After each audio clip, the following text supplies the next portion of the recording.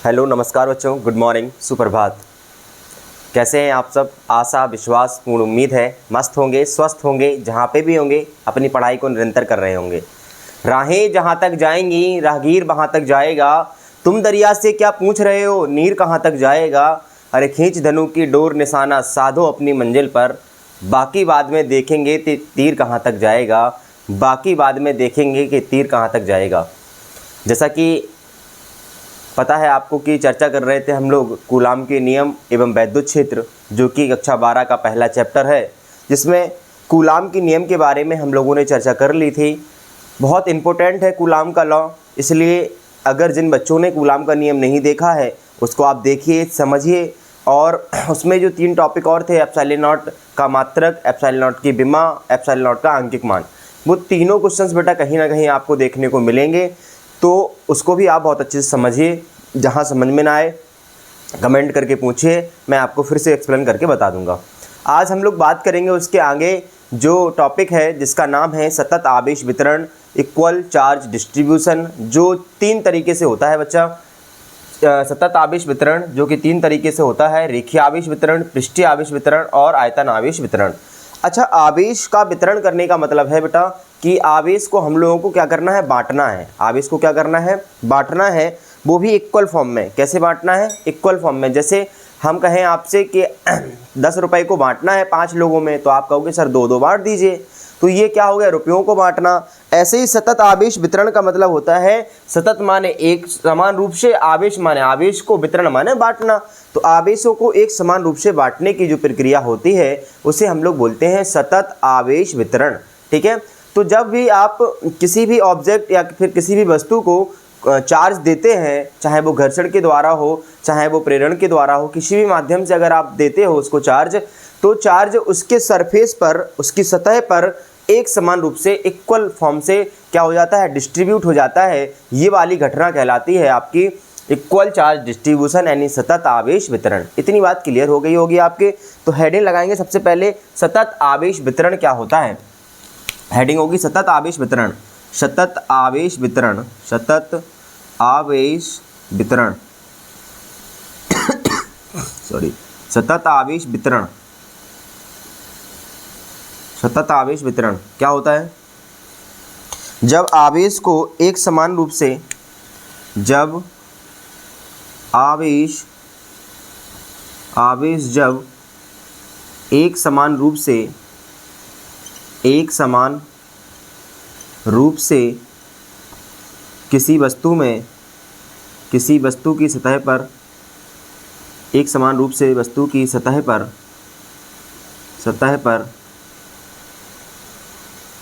पर वितरित होता है, वितरित होता है, वितरित होता है, तो इसे सतत आवेश वितरण कहते हैं। तो इसे सतत आवेश वितरण कहते हैं। तो इसे सतत आवेश वितरण कहते हैं। ओके बच्चा, नोट डाउन कर लीजिए, फटाफट स्क्रीनशॉट ले लीजिए। सतत आवेश वितरण क्या होता है, आवेश जब एक समान रूप से किसी वस्तु के सतह पर वितरित होता है तो इसे सतत आवेश वितरण कहते हैं। ये बच्चा 3 तरीके से होता है, ये 3 तरीके से होता है। वो पहला होता है रेखीय आवेश वितरण, दूसरा होता है पृष्ठीय आवेश वितरण और तीसरा होता है आयतन आवेश वितरण। पृष्ठीय आवेश वितरण, रेखीय आवेश वितरण और आयतन आवेश वितरण बेटा होता है, ये होता है शेप के आधार पर। शेप मतलब आकार के आधार पर, कि वस्तु जो हम लोग ले रहे हैं, जिसको हम लोग चार्ज दे रहे हैं, जो वस्तु ले रहे हैं, जिस पर चार्ज दे रहे हैं, तो वो जो वस्तु है उसका आकार कैसा है। उसका आकार यदि उसका आकार ऐसा हो, ऐसा होने का मतलब है कोई लंबी छड़ है, कोई लंबी वस्तु है, ठीक है ना, तो उस पर जो आवेश दिया जाएगा उसे हम लोग कहेंगे रेखीय आवेश वितरण। बात क्लियर है बेटा। अगर हमारे पास कोई ऑब्जेक्ट ऐसा है जिस पे सरफेस है, क्या है बच्चा, सरफेस। सरफेस होने का मतलब है ऐसा कोई सरफेस है, प्लेट हो सकती है आपकी, मतलब जिसमें क्षेत्रफल हो। क्षेत्रफल होने का मतलब है लंबाई हो बेटा और क्या हो, चौड़ाई हो। लंबाई और चौड़ाई होगी, अगर उसको आवेश दिया जाएगा, उसके सरफेस पर एक समान रूप से अगर बट जाएगा, तो ये घटना कहलाएगी आपकी पृष्ठीय आवेश वितरण। यदि कोई ऑब्जेक्ट आपके पास ऐसा है कि वो क्यूबॉइड है, कैसा है बच्चा, क्यूबॉइड है। क्यूबॉइड मतलब गोला हो सकता है, घन हो सकता है, घनाभ हो सकता है, तो इस तरीके की जो शेप होती है उनको जब आवेश दिया जाता है तो उनके सरफेस पर अगर एक समान रूप से वो बदल जाता है तो उसे कहते हैं हम लोग बच्चा आयतन आवेश घनत्व। इतनी बात क्लियर है। तो इन सबके डिफाइन लिखेंगे और इन सबको व्यक्त करने के लिए एक स्पेशल नाम आते हैं, उनको भी हम लोग जानने का प्रयास करेंगे। तो सबसे पहले बात करते हैं रेखीय आवेश वितरण की और रेखीय आवेश घनत्व की। किसकी? रेखीय आवेश वितरण और रेखीय आवेश घनत्व। तो दूसरी हेडिंग होगी बेटा रेखीय आवेश वितरण। रेखीय आवेश वितरण, वितरण, linear charge distribution, linear charge distribution, linear charge distribution क्या होता है? ये होता है जब एक लंबी छड़ जब एक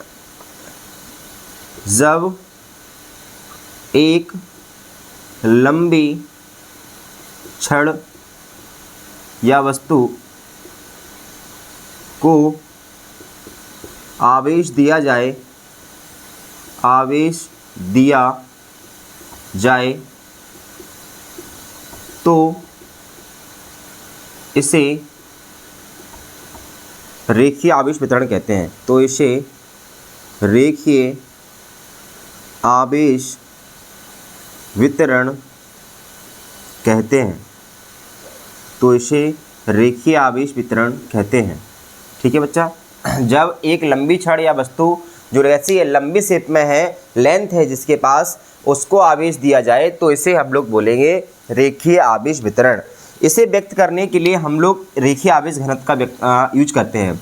तो इसे व्यक्त करने के लिए, इसे व्यक्त करने के लिए रेखीय आवेश घनत्व का प्रयोग किया जाता है। किसका प्रयोग किया जाता है बच्चा? रेखीय आवेश घनत्व। क्या है? रेखीय आवेश घनत्व, जिसको बच्चा प्रदर्शित करेंगे हम लोग लैम्डा से। किससे? रेखीय आवेश घनत्व का प्रयोग किया जाता है, का प्रयोग किया जाता है। ठीक है, चलो जानते हैं रेखीय आवेश घनत्व क्या होता है। ये जरूर बेटा इंपॉर्टेंट है। रेखीय आवेश घनत्व ऐसे हम लोगों के लिए पृष्ठीय आवेश घनत्व होगा, ये बहुत इंपॉर्टेंट है। ठीक है, तो हमारे पास क्या है बच्चा? एक है एक समान लंबी छड़, ये रही एक समान लंबी छड़ है तो बच्चा कुछ ना कुछ इसकी लेंथ होगी। तो हम मान के चलेंगे इसकी लेंथ कितनी है बच्चा? L है। इसको आवेश दिया और इसके सरफेस पर एक समान रूप से ये क्या हो गया? डिस्ट्रीब्यूट हो गया। कैसा चार्ज दिया बच्चा? Plus Q. कैसा दिया? प्लस क्यू चार्ज आपने दिया L लंबी छड़ पर, तो इस पर एक समान रूप से ये क्या हो गया? डिस्ट्रीब्यूट हो गया, बट गया। तो ये घटना कहलाएगी रेखीय आवेश वितरण। आपने Q आवेश दिया L लंबाई में, तो इसे हम लोग व्यक्त करेंगे रेखीय आवेश घनत्व से। रेखीय आवेश घनत्व क्या होता है समझने का प्रयास करेंगे। अच्छा, रेखीय आवेश घनत्व को हम लोग प्रदर्शित करते हैं लैम्डा से। अच्छा, लैम्डा इक्वल होता है बच्चा, लैम्डा इक्वल जो होता है फॉर्मूला वो होता है Q/L। क्या होता है बच्चा? Q/L। ये इंपॉर्टेंट हो जाता है फॉर्मूला Q/L। लैम्डा इक्वल होता है Q/L। Q/L का क्या मतलब है समझने का प्रयास करेंगे। अभी हम लोग इसकी ही डेफिनेशन बनाएंगे रेखीय आवेश घनत्व की। क्या हो? यदि ऐसी कहानी हो, यदि जो लंबी छड़ ली है L बराबर 1 मीटर हो। 1 मीटर होने का बच्चा क्या मतलब है? एकांक, यानी जो लंबाई ली है वो कैसी हो? एकांक हो। तब जो फॉर्मूला होगा लैम्डा का वो क्या ये नहीं हो जाएगा Q? तो लैम्डा का मान क्या Q नहीं हो जाएगा? L का मान 1 कर देंगे तो नीचे की टर्म गायब हो जाएगी, क्योंकि नीचे हो जाएगा 1। तो जो लैम्डा की वैल्यू होगी वो Q के इक्वल हो जाएगी कि नहीं? तो Q के इक्वल होने का मतलब ये है कि जो आवेश हम देते हैं, जो आवेश हम किसी छड़ को देते हैं, वही क्या बन जाता है? हमारा रेखीय आवेश घनत्व बन जाता है। ठीक है, तो क्या लिखेंगे इसकी डेफिनेशन? इसकी डेफिनेशन ये है कि एकांक लंबाई में दिया गया आवेश, एकांक लंबाई में दिया गया आवेश, एकांक लंबाई में दिया गया आवेश, दिए गए आवेश की मात्रा, दिया गया आवेश रेखीय आवेश घनत्व कहलाता है। दिया गया आवेश रेखीय आवेश घनत्व कहलाता है। रेखीय आवेश घनत्व जिसे प्रदर्शित करेंगे बच्चा किससे? लैम्डा। एकांक लंबाई में दिया गया आवेश रेखीय आवेश घनत्व लैम्डा कहलाता है। क्या कहलाता है? लैम्डा कहलाता है। ठीक है बच्चा, रेखीय आवेश घनत्व लैम्डा कहलाता है। ठीक है, ये इसकी कहानी हो गई। अगर रेखीय आवेश घनत्व सभी को समझ में आ गया होगा तो रेखीय आवेश घनत्व की हम लोग विमा भी ले लेते हैं। तो लैम्डा का पहले तो मात्रक लिखते हैं। क्या लिखते हैं बच्चा? मात्रक। लैम्डा का मात्रक सभी लोगों को पता है क्या हो सकता है, और लैम्डा के मात्रक आइए तो लैम्डा की विमा भी निकालनी चाहिए। ठीक है, लैम्डा का मात्रक वही होगा जो Q/L का मात्रक होगा। तो Q का हम लोग शुरू से चर्चा करते आ रहे हैं कि Q का मात्रक क्या लिखते हैं बच्चा? Q का मात्रक लिखते हैं कूलाम, और लंबाई का मात्रक होता है मीटर, इसलिए इसका फाइनली मात्रक क्या बन जाएगा? कूलाम पर मीटर। क्या बन जाएगा? कूलाम पर मीटर। कूलाम पर मीटर। ठीक है बच्चा, इसके बाद मात्रक क्या होगा? कूलाम का मात्रक AT होता है, कल भी बताया था, हमेशा याद रखना है आपको। और लंबाई का मात्रक क्या होता है? L। तो फाइनली जो विमा कूलाम की विमा क्या होती है? AT, और लंबाई मतलब मीटर, मीटर की विमा L होती है। तो फाइनली क्या बन गई? ATL-1। ये हो गई रेखीय आवेश घनत्व की विमा और मात्रक। इतनी बात सभी लोगों को एकदम से क्लियर होगी। दूसरी बात, थोड़ा सा नोट एक और आता है, वो ये है कि अगर आवेश जो है हम थोड़ा सा दें, कैसा दें? थोड़ा। थोड़ा बनना मतलब है कि मान लीजिए हमने इतनी सी लंबाई इसकी ले ली, इतनी सी लंबाई लेंगे तो लंबाई ये थोड़ी होगी, मतलब DL है, तो इसमें आवेश भी कितना होगा बच्चा? DQ होगा, मतलब थोड़ा सा आवेश होगा। जब थोड़ी चीज़ की बात करते हैं तो उसके लिए हम लोग D साइन यूज कर लेते हैं। तब क्या कहानी होगी? तब होगी बच्चा कहानी कि जो लैम्डा की वैल्यू होगी वो क्या होगी? DQ/DL हो जाएगी कि नहीं? एक मान के अगर क्रॉस मल्टीप्लाई करेंगे अपन तो DQ इक्वल क्या आ जाएगा? लैम्डा इंटू DL आ जाएगा कि नहीं आ जाएगा? छोटी सी बात ये भी हमें याद करनी है। जल्दी से इसको नोट डाउन कर लीजिए, जल्दी से इसको नोट डाउन कर लीजिए या स्क्रीनशॉट ले लीजिए फटाफट। ठीक है, इसके बाद जो दूसरी हेडिंग है जिसका नाम है पृष्ठीय आवेश वितरण। अब ये जो लंबी छड़ थी इसका शेप चेंज करना है। इसका शेप कैसा करना है बच्चा? ऐसा करना है कि उसमें लेंथ भी हो और क्या हो? ब्रीथ हो, अर्थात उसमें एरिया हो, तब उसको आवेश देंगे तो वो आवेश कहलाएगा अपना पृष्ठीय आवेश वितरण। क्या कहलाएगा? पृष्ठीय आवेश वितरण। तो दूसरी हेडिंग होगी सरफेस चार्ज डिस्ट्रीब्यूशन। क्या होगी? सरफेस चार्ज डिस्ट्रीब्यूशन बोले तो पृष्ठीय आवेश वितरण। पृष्ठीय आवेश वितरण। दूसरी हेडिंग है पृष्ठीय आवेश वितरण। पृष्ठीय आवेश वितरण। Surface distribution charge. Surface charge distribution. Surface charge distribution. Distribution जैसा उसमें लिखा था सेम यहीं पे प्रोसेस होगी। क्या होगी? वो ये होगी कि जब आवेश दिया जाए किसमें? क्षेत्रफल में। जब आवेश किसी क्षेत्रफल में दिया जाए, जब आवेश किसी क्षेत्रफल में दिया जाए, और वह सतह पर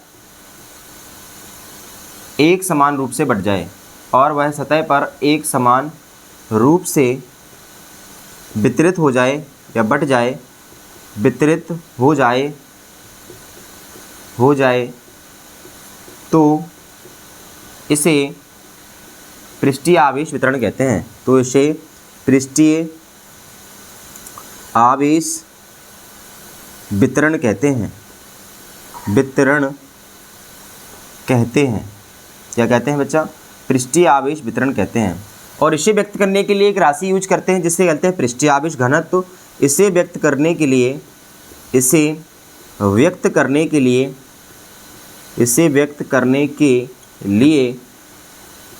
पृष्ठीय आवेश घनत्व का यूज करते हैं। इसे व्यक्त करने के लिए पृष्ठीय आवेश घनत्व का प्रयोग किया जाता है।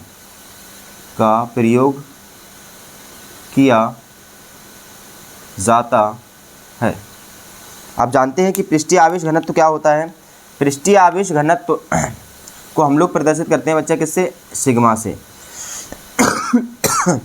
छोटी सी हेडिंग लगाएंगे इसी में। पृष्ठीय आवेश घनत्व क्या होगा? पृष्ठीय आवेश घनत्व सरफेस चार्ज डेंसिटी घनत्व, जिसे हम लोग सिग्मा से डिनोट करेंगे। क्या होगा, थोड़ा सा देखते हैं डायग्राम क्या होगा। डायग्राम ऐसा होगा कि हमारे पास होगी कोई प्लेट छड़, इसमें लेंथ होगी और ब्रेथ होगी। इसको जब चार्ज आप देंगे, जब इसको आप चार्ज देंगे, मान लो प्लस क्यू चार्ज आपने दिया, प्लस क्यू चार्ज जब आप देंगे तो मान लीजिए इस चार्ज की मात्रा कितनी है बच्चा, क्यू है, और जो आपने प्लेट ली है उसका एरिया कितना है, कैपिटल ए है, ठीक है। तब जो रेखीय आवेश घनत्व होगा सिग्मा, उसका फॉर्मूला होगा बच्चा क्यू बाई एल। क्या होगा, सॉरी क्यू बाई ए। क्या होगा, क्यू बाई ए। क्या होगा, क्यू बाई ए। ये हो गया आपका पृष्ठीय आवेश घनत्व का फॉर्मूला। इसी से हम लोग बनाएंगे पृष्ठीय आवेश घनत्व की डिफाइन। क्या बनाएंगे, पृष्ठीय आवेश घनत्व की डिफाइन। क्या कहानी होगी, यदि कहानी ऐसी हो, यदि कैपिटल ए यानी जो क्षेत्रफल है वो कितना ले लें, 1 मीटर स्क्वायर, या एकांक होगा। क्या होगा, एकांक। तब कहानी क्या होगी कि जो सिग्मा की वैल्यू होगी वो क्यू के इक्वल हो जाएगी। बोलो हाँ या ना। ये गायब हो जाएगा तो सिग्मा क्यू के इक्वल हो जाएगा। तो क्यू को ही हम लोग क्या कह देते हैं, दरअसल सिग्मा कह देते हैं, या पृष्ठीय आवेश घनत्व कह देते हैं। कब कहते हैं, जब कहानी ये है कि इसको क्या कहेंगे, एकांक क्षेत्रफल में, किसमें, एकांक क्षेत्रफल में दिया गया आवेश, एकांक क्षेत्रफल में दिया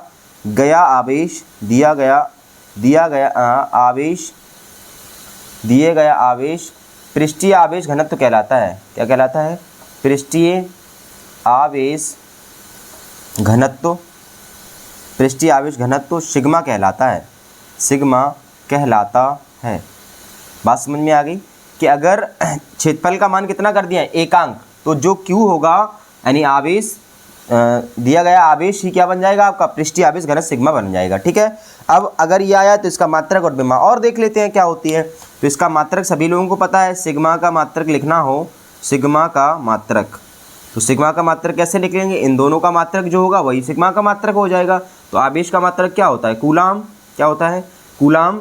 और एरिया मतलब लेंथ इंटू ब्रीथ, तो लेंथ का मात्रक मीटर और ब्रीथ का मात्रक भी मीटर, तो मीटर क्या बन जाएगा आपका, मीटर क्यूब बन जाएगा कि नहीं बन जाएगा। तो सिग्मा का मात्रक क्या आ गया, कूलाम प्रति मीटर क्यूब। अब मात्रक आया तो सिग्मा की विमा भी आनी चाहिए, तो सिग्मा की विमा क्या बन जाएगी बच्चा, सिग्मा की विमा AT हो गई आपकी आवेश की विमा, मीटर की विमा यानी लेंथ की विमा, मीटर स्क्वायर की विमा यानी L स्क्वायर, तो फाइनली क्या बन जाएगी ATL -2। इसके बाद एक नोट है, नोट ये है कि अगर आवेश कैसा हो, बहुत छोटा हो, कैसा हो, बहुत छोटा हो, यानी बहुत छोटी जगह पे देंगे तो DQ देंगे, और इसका एरिया कितना हो बच्चा, DA हो, तब कहानी क्या होगी, तब कहानी ये होगी कि जो आपका सिग्मा है वो किसके इक्वल होगा, DQ बटी DA के। इसलिए जो आपका DQ हो जाएगा वो सिग्मा इंटू DA हो जाएगा। कितना हो जाएगा, सिग्मा इंटू DA। इतनी बात सभी लोगों को क्लियर होगी। इसको नोट डाउन कर लीजिए, स्क्रीनशॉट ले लीजिए फटाफट, ठीक है बच्चा। ठीक, इसके बाद जो लास्ट टॉपिक है उसका नाम है आयतन आवेश वितरण। क्या नाम है, आयतन आवेश वितरण। जैसा हम लोगों ने दो चीज़ों को पढ़ा है, सेम ये तीसरी चीज़ वही है, बस इसमें भी शेप चेंज हो जाएगा। अब क्या हो जाएगा, अपने पास जो वस्तु होगी वो कैसी होगी, अपने पास जो वस्तु होगी वो होगी आपकी क्यूबाइड टाइप की। क्यूबाइड मतलब है जिसके पास 3D डायग्राम होगा, वो आपका आयतन आवेश वितरण के अंतर्गत आ जाएगा, ठीक है। तो अगली हेडिंग होगी आपका आयतन आवेश वितरण। क्या होगा, आयतन आवेश वितरण, आयतन आवेश वितरण, volume charge distribution, volume charge distribution,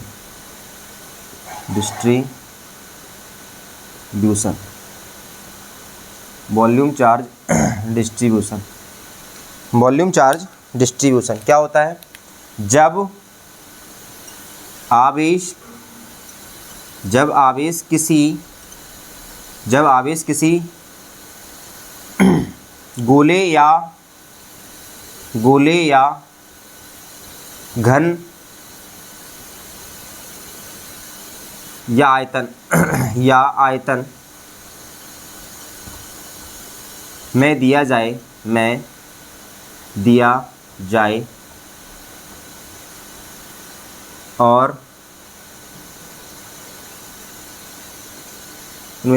और वह एक समान रूप से वितरित हो जाए, और वह एक समान रूप से वितरित हो जाए, वितरित हो जाए, वितरित हो जाए तो यह घटना तो यह घटना आपका आयतन आवेश घनत्व कहलाती है, आयतन आवेश वितरण कहलाती है, आयतन आवेश वितरण कहलाएगी, वितरण कहलाएगी, आयतन आवेश वितरण कहलाती है। ठीक है बच्चों। इसे व्यक्त करने के लिए हम लोगों के पास जो होता है वो होता है आयतन आवेश घनत्व। क्या होता है? आयतन आवेश घनत्व। इसे व्यक्त करने के लिए, इसे व्यक्त करने के लिए, इसे व्यक्त करने के लिए आयतन आवेश घनत्व का प्रयोग करते हैं, आयतन आवेश घनत्व का प्रयोग करते हैं, का प्रयोग करते हैं। किसका प्रयोग करते हैं बच्चा? आयतन आवेश घनत्व का। और आयतन आवेश घनत्व को हम लोग प्रदर्शित करते हैं रो से। किससे प्रदर्शित करते हैं? रो से। ये क्या होता है जानने का प्रयास करते हैं अभी। रो से डिनोट करेंगे, छोटी सी हेडिंग इसी में लगा लेंगे, आयतन आवेश घनत्व। क्या होगा? आयतन आवेश घनत्व, सरफेस चार्ज डेंसिटी, आयतन आवेश घनत्व, आयतन आवेश घनत्व रो से डिनोट करेंगे। जानेंगे क्या होता है। पहले तो हम लोग इसका डायग्राम जब बनाते हैं, जब इसका डायग्राम बनाते हैं तो 3D डायग्राम बनाना, तो हम क्यूबॉइड बना ले रहे हैं। क्या बना ले रहे हैं? क्यूबॉइड। ये लीजिए, अपने पास एक क्यूबॉइड तैयार है। ये लीजिए, एक क्यूबॉइड बन गया। इसमें हमने चार्ज देंगे, इसको कितना प्लस चार्ज दे दिया, इसको प्लस चार्ज हमने दे दिया, इसको प्लस चार्ज हमने क्या कर दिया? दे दिया। ठीक है बच्चा। ये क्या है? आपका क्यूबॉइड है, इसमें प्लस चार्ज दे दिया, तो ये क्यू चार्ज आपने दिया और इसका जो वॉल्यूम है वो कितना है? कैपिटल वी है। ठीक है। तब जो रो का फॉर्मूला होगा बच्चा वो होगा क्यू अपॉन कैपिटल वी। क्या हो जाएगा? Q upon capital V. Q क्या है? आयतन है इसका। क्या है? आयतन है, जिसमें एक समान रूप से वो बट गया है। ठीक है। अब यदि ऐसी कहानी हो, यदि कैपिटल वी मतलब आयतन का मान 1 मीटर क्यूब हो, आयतन की जो यूनिट होती है वो मीटर क्यूब होती है, इसलिए मीटर लिख रहे हैं। इसी को हम लोग क्या बोल देंगे बच्चा? एकांक आयतन। क्या कहेंगे? एकांक आयतन। अब एकांक आयतन अगर हो जाएगा तो यही फॉर्मूला क्या बन जाएगा? रो बराबर क्यू नहीं बन जाएगा क्या? बोलो हाँ या ना? हाँ सर, बन जाएगा। तो इसका मतलब ये है, तो इसकी डिफाइन हम ऐसे भी लिख सकते हैं कि एकांक आयतन को दिया गया आवेश, एकांक आयतन में किसमें?